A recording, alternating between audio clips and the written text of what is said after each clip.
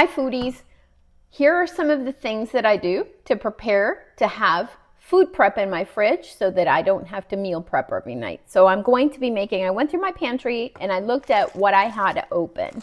So I have green split peas, I have black quinoa, I have some grouts, and I have some regular quinoa. So I'm going to be cooking these, and then I'm going to be storing them in airtight containers in the fridge so that we have them available to us to have our meals. So the first thing that I'm going to be making is farro, but it's a quick cooking farro.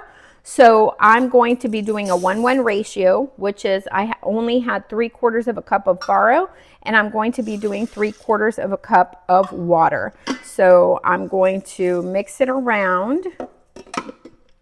And then I'm going to put the lid on the Instant Pot on seal, and then I'm going to hit pressure cook, and I'm going to do 0 minutes because it is a quick cooking farro.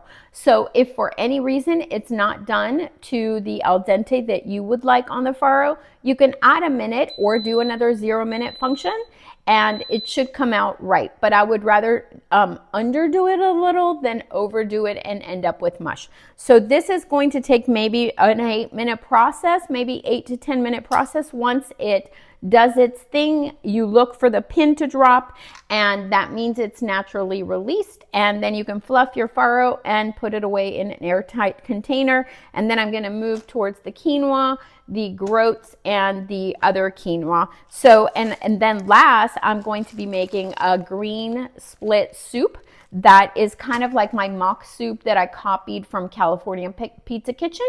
It has barley, it has green split peas, and grated carrots. Super simple, but I also add some of the Power 5 to it. As you guys know, I like to add Power 5, one of the Power 5 or as many as I can to any of my recipes. The Power 5 are chia powder, nutritional yeast, hemp hearts, and flax. Getting my farros out of the Instant Pot. Cook them at the 1-1 ratio, high pressure, 0 minutes, and they came out perfect.